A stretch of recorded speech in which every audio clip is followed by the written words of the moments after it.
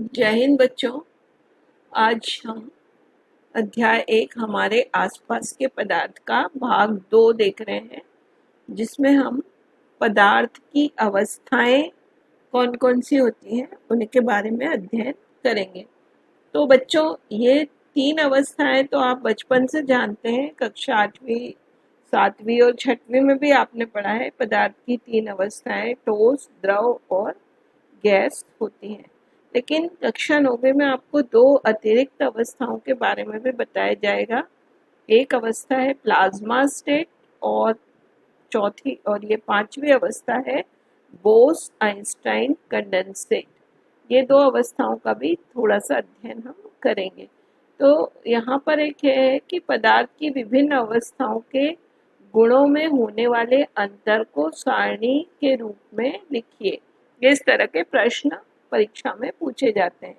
तुलना करिए या अंतर लिखिए या सारणी के रूप में लिखिए, इस तरह से प्रश्न आते हैं। तो ये एक तो चित्र बनाया हमने कि पदार्थ की जो 3 मुख्य अवस्थाएं हैं, ठोस, द्रव और गैस। तो ठोस के कण जो होते हैं बहुत पास पास, बहुत व्यवस्थित रूप से जमे हुए होते हैं। इसके कारण इनके बीच में जो कणों के बीच में जो स्थान होता है बिल्कुल नहीं के बराबर होता है। कणों के बीच और जितना पास पास होते हैं कण, उनमें आकर्षण बल उतना अधिक होता है।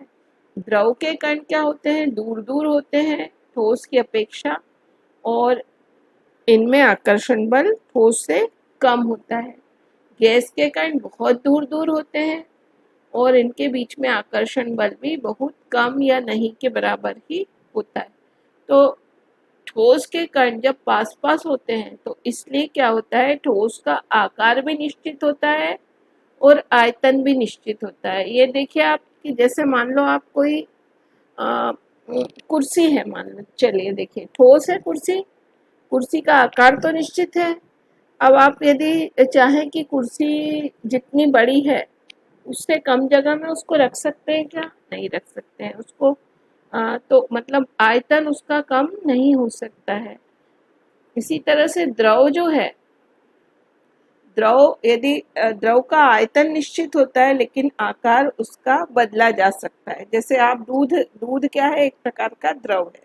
तो दूध लेने आप दूध वाले के पास जा रहे हैं, तो आपके हाथ में केतली है, दूध वाले के पास केतली है, आपके पास पतीली है। तो केतली के आकार का था दूध, जब पतीली में डाला तो पतीली के आकार का हो गया। लेकिन 1 लीटर दूध है तो 1 लीटर ही रहेगा। ऐसा तो नहीं होगा कि दूध कम हो जाएगा या ज्यादा हो जाएगा।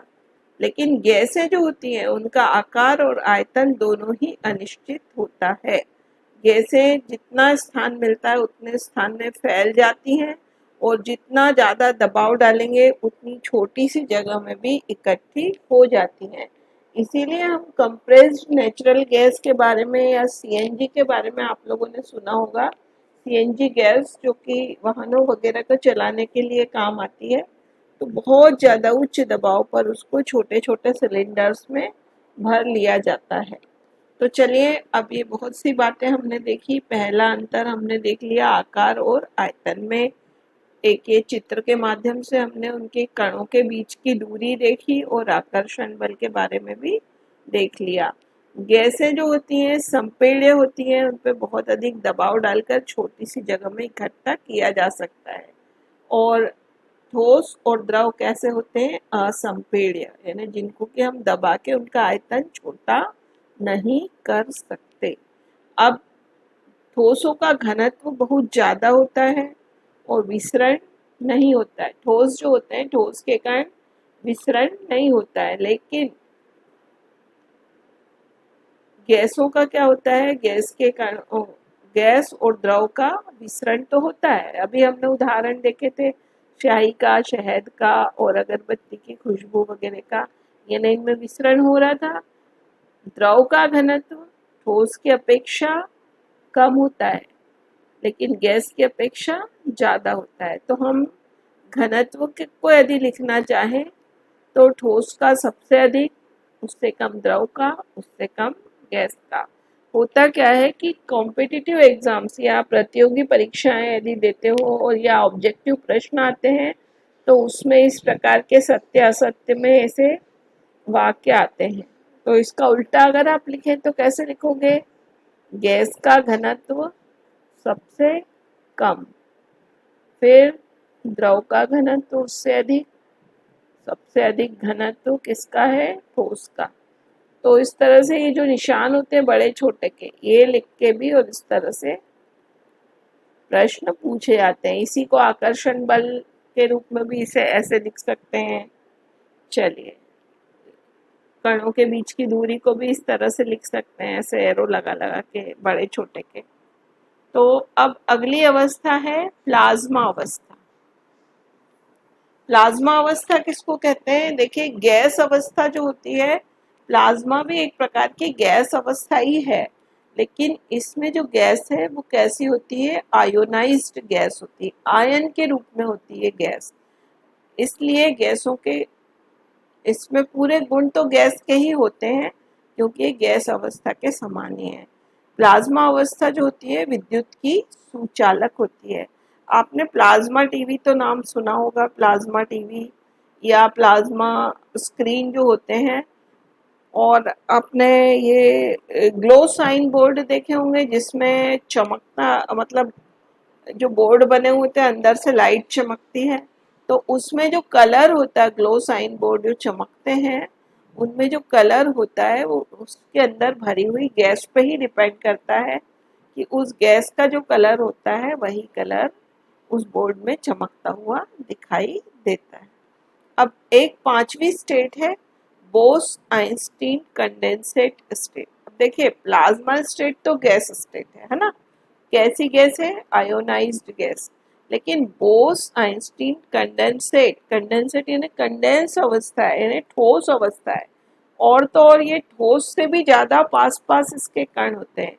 इस अवस्था में कण ठोस अवस्था से भी अधिक पास पास होते हैं, और ये वाली अवस्था बहुत कम ताप पर प्राप्त होती है, यानी ताप को बहुत कम बहुत कम बहुत कम कम करते हैं। तो जैसे पानी है, पानी का ताप कम करते हैं तो बर्फ ठोस मिल जाता है, लेकिन उससे भी कम ताप किया जाए तो बोस आइंस्टीन कंडेंसेट अवस्था प्राप्त होती है। तो ये बोस आइंस्टीन कंडेंसेट अवस्था का जो रिसर्च किया था वो हमारे भारतीय मूल के वैज्ञानिक थे, डॉक्टर सत्येंद्र नाथ बोस, एस.एन. बोस, और दूसरे थे अल्बर्ट आइंस्टीन। इन्होंने इस इस पर कुछ प्रयोग किए थे, कुछ खोज की थी, तो इसलिए इनके नाम पर इसको बोस आइंस्टीन कंडेंसेट नाम दिया।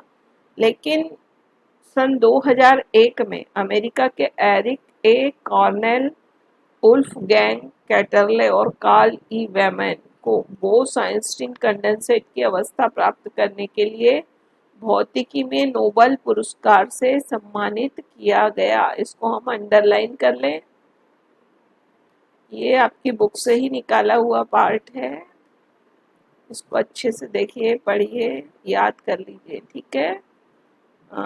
वैज्ञानिकों के नाम याद करिए, सन याद कर लीजिए, और जो पुरस्कार मिला है उनको नोबेल पुरस्कार, ठीक है, से सम्मानित किया गया। सामान्य वायु के घनत्व के 1,00,000वें भाग में जितने कम घनत्व वाली गैस का बहुत ही कम तापमान पर ठंडा करने से बोस आइंस्टीन कंडेंसेट को तैयार किया। यहाँ पर आपको एक वेबसाइट दी हुई है www.camforkids.com। इसको देखेंगे तो आपको ये BC और डिटेल में पढ़ने को मिलेगा। अगला क्वेश्चन हम देखेंगे अब, तरल में प्रवाह का अद्वितीय गुण होता है, निम्नलिखित में से कौन सा कथन सत्य है? तो मैं आपको पहले ये बता दूं कि तरल माने क्या होता है। तरल पदार्थ जो बह सकते हैं, या कहा इन्हें तरल जिसमें बहने का गुण होता है। तो द्रव और गैस, ये दोनों क्या है? तरल पदार्थ है। तो अब देख लें हम कि कौन कौन से आएंगे। केवल गैसें तरल नहीं, गैस और ठोस तरल नहीं, गैस और द्रव तरल के समान व्यवहार करते हैं। ये क्या है? सही है। ठीक है। और केवल द्रव भी नहीं, मतलब द्रव है जरूर मगर केवल नहीं, द्रव और गैस दोनों तरल के अंतर्गत आते हैं। तरल पदार्थों को, जो बहने का गुण जिसमें होता है, उन दोनों पदार्थों को क्या बोलते हैं? तरल पदार्थ कहते हैं। अगला प्रश्न है, निम्नलिखित पर टिप्पणी लिखिए। दृढ़ता, संपीड्यता, तरलता, बर्तन में गैस का भरना, आकार, गतिज ऊर्जा और घनत्व, ये सब हम पढ़ चुके हैं। इन्हें बस एक रिवाइज करना है हमें फिर से। दृढ़ता यानी कि ठोसों में होती दृढ़ता, क्यों? क्योंकि उनके अणु बहुत पास पास होते हैं, दूरी बहुत कम होती है और उनके बीच में आकर्षण बहुत अधिक होता है। तो ठोसों का गुण होता है, जिसमें ठोसों का आकार क्या होता है? निश्चित होता है। दूसरा है टिप्पणी, संपीड्यता। संपीड्यता बताया कि गैसों को बहुत अधिक दाब डालकर कम जगह में भी, कम आयतन में भी भरा जा सकता है। इस गुण को क्या कहते हैं? संपीड्यता का गुण कहते हैं। ये यहाँ पर लिख भी रखा है मैंने, आप आराम से बैठ के इनको उतार भी लीजिए। तरलता का गुण, एक तरलता ने अभी बताया कि द्रव और गैसों में अणु दूर दूर होने के कारण ये आसानी से बहते हैं। इस गुण को क्या कहते हैं? तरलता। बर्तनों में गैस उच्च दाब डालकर भरी जाती है, तो गैसों को संपीड़न करके और उनको भर लिया जाता है, जैसे कि compressed natural gas, CNG gas के बारे में अभी मैंने आपको बताया। अगला है आकार। तो आकार, वही ठोसों का आकार निश्चित होता है, क्यों? क्योंकि कण पास पास होते हैं, आकर्षण अधिक होता है। इनकी ज्यामिति निश्चित होती है, ज्यामिति आकार इनका निश्चित होता है। गतिज ऊर्जा हम अच्छे से पढ़ चुके हैं कि ताप बढ़ाने से गतिज ऊर्जा बढ़ती है और कणों में गतिज ऊर्जा होती है। गैस के कणों में गतिज ऊर्जा सबसे अधिक होती है। घनत्व क्या होता है? इकाई आयतन की सहती को घनत्व कहते हैं। तो चलिए अब हम एक क्वेश्चन देखेंगे अगला। गैस पूरी तरह से उस बर्तन को भर देती है जिसमें इसे रखते हैं, यानी थोड़ा सा इत्र भी होगा, अगर एक कमरे के कोने में छोड़ दिया जाए तो इत्र पूरे कमरे में भर जाता है। क्यों? क्योंकि गैसों में क्या होता है? विसरण होता है। तो हम इसका उत्तर क्या लिखेंगे? गैसों में विसरण का गुण होता है ना।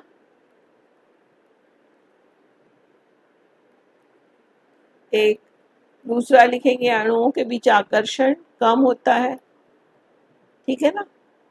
इस आकर्षण को कहते हैं अंतर अणुक आकर्षण, है ना। अणुओं के बीच आकर्षण कम होता है, इस कारण गैसें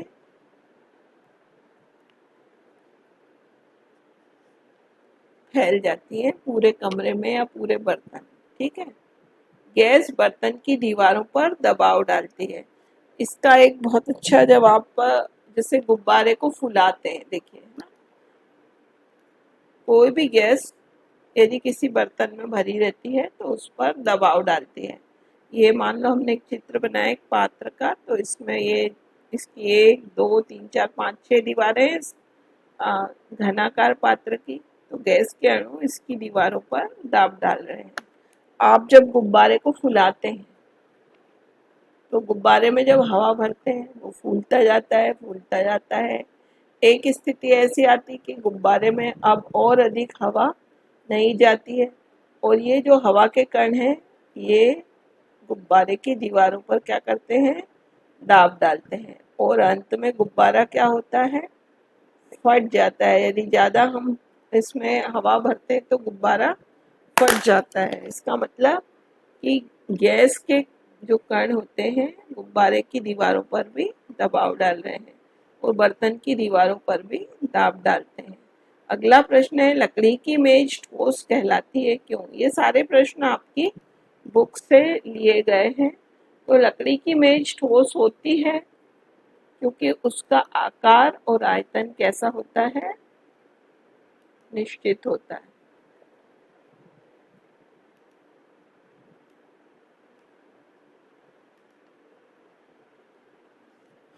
इसका उत्तर क्या आएगा? लकड़ी की मेज का आकार व आयतन। यानी हमको ठोस होती है तो ठोस के गुण लिखना है। जैसे प्रश्न ऐसे घुमा के पूछे जाते हैं, केवल ठोस के गुण ना पूछ के और ऐसा पूछ लिया कि लकड़ी की मेज ठोस होती है, बताओ क्यों? तो उसका गुण बताओ ठोस का, क्योंकि वो आकार और आयतन निश्चित होता है। अगला प्रश्न देखिए, हवा में हम आसानी से अपना हाथ चला सकते हैं, लेकिन एक ठोस लकड़ी के टुकड़े को हाथ चलाने के लिए हमें कराटे में दक्ष होना पड़ता है। इसका उत्तर भी बहुत छोटा सा है कि हवा यानी कि गैस, ठीक है, के कण दूर दूर होते हैं, है ना, और आकर्षण कम होता है उनमें, ठीक है। ये पूरा अपन बार बार लिख चुके हैं, किंतु उत्तर बहुत 2 लाइन का होता है, टू दी पॉइंट उत्तर होना चाहिए। किंतु ठोस के कण पास पास आकर्षण अधिक। इससे क्या होता है कि ठोस के उसमें हाथ चलाना आसान नहीं होता है, क्योंकि कण पास पास होते हैं। चलिए, अब ये एक अगला प्रश्न देखिए। ये सारे प्रश्न आपकी एनसीईआरटी की बुक से ही निकाले हैं और एग्जाम में भी लगभग इन्हीं प्रश्नों में से प्रश्न पूछे जाएंगे। आप सोचेंगे प्रश्न घुमा के दिए, सीधे सीधे प्रश्न पहले पूछे जाते थे, लेकिन अब जो है प्रश्न घुमा के पूछे जाएंगे तो भी उत्तर हमको बनाना आना चाहिए। तो सामान्यतः ठोस पदार्थों की अपेक्षा द्रवों का घनत्व कम होता है, लेकिन बर्फ जो होता है वो पानी पे तैरता है। तो होता क्या है, देखिए, जैसे आप पानी के अंदर एक लोहे का टुकड़ा डाल देंगे तो लोहे का टुकड़ा क्या होता है, पानी में डूब जाता है। लेकिन बर्फ यदि डालेंगे तो बर्फ पानी में तैरता है। आप शरबत बनाते हैं तब बर्फ के पीस डालते हैं, तो बर्फ पानी में क्यों तैरता है? जबकि बर्फ, हमने अभी देखा कि ठोस का घनत्व ज्यादा होता है और द्रव का घनत्व कम होता है, और जिसका घनत्व कम होता है वो चीज तैरती है। तो इसका मतलब ये हुआ कि पानी के मामले में बर्फ का घनत्व कम है, इसीलिए ये तैर रहा है। किसी भी चीज का घनत्व यदि कम है तो आयतन ज्यादा होगा, उसका घनत्व कम है तो क्या होगा, आयतन ज्यादा होगा। घनत्व कम है तो आयतन ज्यादा होगा। आयतन ज्यादा होने के लिए, कोई भी चीज का आयतन ज्यादा होने के लिए उसके कण क्या होते हैं, दूर दूर होना जरूरी है। यदि कण पास पास आ जाएंगे तो आयतन कम हो जाएगा।